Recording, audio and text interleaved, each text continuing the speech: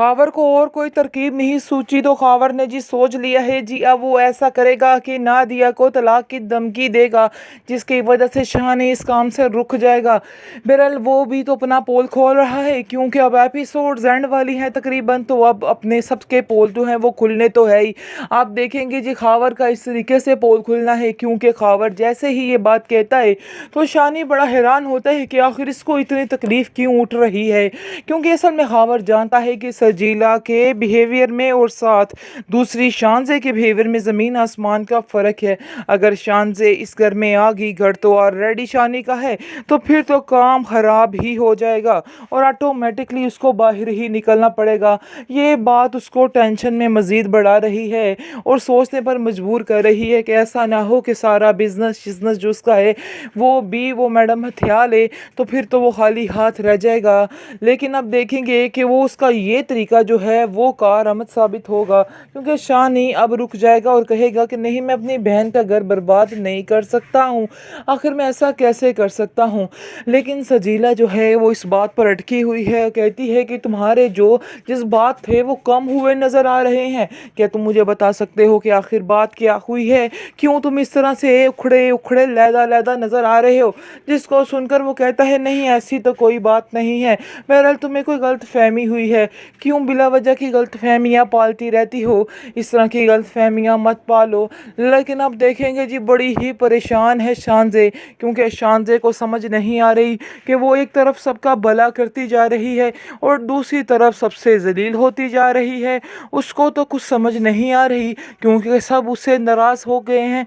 लेकिन उसको सबसे बड़ा डर इस बात का है कि जैसे ही उसके माँ बाप को ये बातें पता चलेंगी तो फिर उस बेचारी का क्या हाल होगा।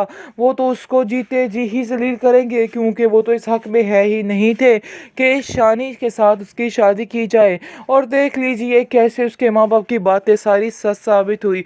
वाकई में शानी इस काबिल नहीं था कि शानजे की शादी उसके साथ हो जाए, और वो कभी भी इस रिश्ते को दिल से नहीं निभा सकता था। लेकिन बहुत जल्द उसकी भी आंखें खुलने वाली हैं और उसको भी समझ आने वाली है कि आखिर हकीकत क्या है, कौन सच है और कौन झूठ है। ये हकीकत उस पर जैसे ही खुलेगी तो फिर वो समझेगा। लेकिन फिलहाल आप देखेंगे कि सजीला की बातों को वो बड़े गौर से सुनने लग चुका है और उसको थोड़ा बहुत एहसास होने लग गया है कि कहीं ना कहीं दाल में कुछ काला ज़रूर चल रहा है, कुछ तो ऐसा है जिसकी वजह से कोई ना कोई टेंशन है।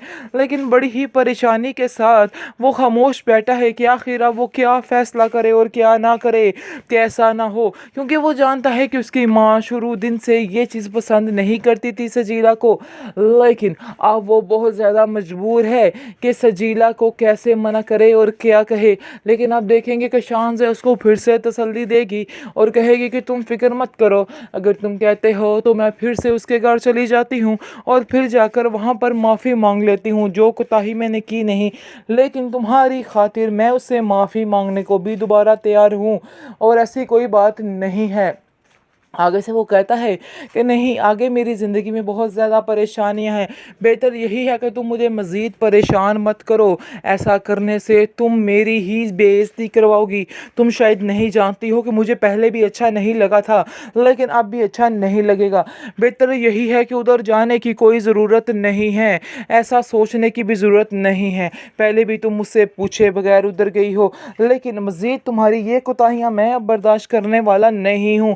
जिसको सुनकर शानजे को थोड़ी बहुत खुशी से फील होती है कि कहीं ना कहीं शानी को उसकी इज्जत का ख्याल है, वो उसका भरम रखना जानता है। सजीला की बातों को इग्नोर करने की ही कोशिश की है और उसने सोचा है कि वो किसी भी तरीके से अपने रिश्ते को बचा ले, लेकिन ये उसकी कोशिश बिल्कुल नाकाम हो चुकी है, क्योंकि उसकी इतनी कोशिश करने के बावजूद भी सजीला का लालचपन, उसकी खुदगर्जी ख़त्म नहीं हुई है, बल्कि मज़ीद दिन ब दिन बढ़ती ही जा रही है। खैर अब देखेंगे कि वो सजीला से जैसे ही बात करता है तो सजीला अब सारे कारोबार को डिमांड कर रही है और कहती है कि मुझे सारा बिजनेस भी शानजे का चाहिए और जितनी जल्दी हो सके ये मामला निपटा लो, और ये मामला यानी कि निपटा कर सारा कुछ मेरे नाम कर दो। जिसको सुनकर बड़ा हैरान हो जाता है शानी कि आखिर ये किस मिट्टी की बनी हुई है कि बार बार इसको समझाने के बावजूद कि उसको किसी चीज़ की लालच नहीं है, फिर भी उस औरत को समझ नहीं आ रही है।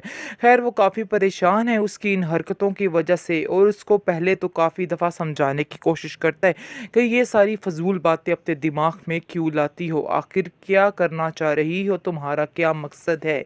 इस पर वो कहती है कि मकसद तो साफ़ है, इसलिए तुम्हें भी समझ जाना चाहिए कि मुझे पैसों की अशद ज़रूरत है, और ये पैसा बहुत ही ज़रूरत है इंसान की। आगे से शानी कहता है कि अगर तुम ये सोच रही हो कि इस रिश्ते के बाद ये सारा पैसा, ये घर, ये सारा कुछ मेरे साथ आएगा, तो ये तुम्हारी बहुत बड़ी गलतफहमी होने वाली है, क्योंकि ऐसा कुछ भी नहीं होने वाला है। ये सारा कुछ जिसका है था, जो इसकी हकदार थी, उसका ही रहेगा। अगर तुम इसके बाद एक्सेप्ट करना चाहती हो इस रिश्ते को तो कर लो, वरना मुझे साफ साफ बता दो। जिसको सुनकर मज़ीद बिगड़ जाती है और कहती है सजीला कि नहीं, ये बात तो तय है कि तुम्हें ये सारा कुछ हासिल करना ही है। अब मज़ीद तुम्हारी कोई भी ऐसी बात और बेवकूफ़ों वाली हरकत सुनने को मैं तैयार नहीं हूँ। खैर वो उससे लड़ झगड़ कर जैसे ही घर वापस आ जाती है तो उसकी माँ कहती है कि सजीला, तुम्हारा मूड क्यों आज बिगड़ा हुआ है, क्यों इतनी बुरी शक्ल बनाकर बैठी हुई हो। जिस पर वो कहती है कि शानी इस कदर बेवकूफ़ इंसान निकलेगा, मुझे तो समझ ही नहीं थी कि उसको बिल्कुल अकल नहीं है कि उसको ये काम नहीं करना है। वो फिर भी वहीं पर अटका हुआ है कि वो शानजे को उसका सब कुछ वापस कर देगा, लेकिन ये उसकी बहुत बड़ी कमअक्ली है और उसको ऐसा बिल्कुल भी नहीं सोचना चाहिए। जिसको सुनकर उसकी माँ कहती है कि ये हुई ना बात, अब उसकी अकल आई है। पहले तो उसकी अकल घास चरने चली गई थी, लेकिन अब मुझे यकीन हो रहा है आहिस्ता आहिस्ता कि अब उसको समझ आ रही है हर बात की, और हर बात को समझ रहा है। मैं बहुत ज़्यादा खुश हूँ इस बात पर।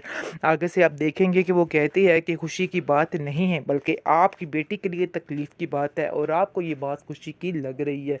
मुझे तो हैरत होती है आपकी सोच पर कि आप क्या सोचती हैं, क्योंकि आपने जब भी बात की है आपने सिर्फ़ और सिर्फ शानज़े का ही साथ दिया है। लेकिन उसकी माँ यहाँ पर उसको टोक देगी और उसको कहेगी कि तुम गलत बात कर रही हो, क्योंकि तुम पहले भी गलत करती थी, लेकिन मैं तुम्हारा साथ दे देती थी और कहती थी कि नहीं, मेरी जो भाभी है वो गलत है, तुम बिल्कुल ठीक हो। लेकिन हकीकत यही है कि वो सब ठीक थे, तुम गलत थी। उन्होंने तुम्हें बड़े ही अच्छे दिल और खलूस के साथ अपनाया था, लेकिन तुमने हर बात का नाजायज़ फ़ायदा उठाया और तुमने अपने हाथों से खुद इस चीज़ को जाड़ा था।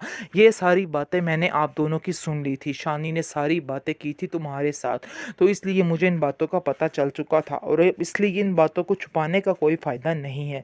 और अब मुझे समझ आ चुकी है कि जो गड़बड़ कर रही हो तुम ही कर रही हो, इसके अलावा और कोई भी गड़बड़ नहीं कर रहा है। आगे से सजीला कहती है कि ज़रूर ये बातें आपको शानी ने ही बताई हैं, जिसकी वजह से आपका दिमाग ख़राब होता जा रहा है। मुझे तो अंदाज़ा भी नहीं था कि ये इंसान दिल ही दिल में कितना क्रोध पालता है और क्या क्या करता है, और सारी मेरी शिकायतें आकर यहाँ पर लगाता है। इस पर वो कहती है कि क्यों बदगुमानियाँ मज़ीद बढ़ा रही हो, ऐसी कोई बात नहीं है, मैं तुम्हें पहले भी कहना चाह रही थी, ऐसी कोई बात नहीं है।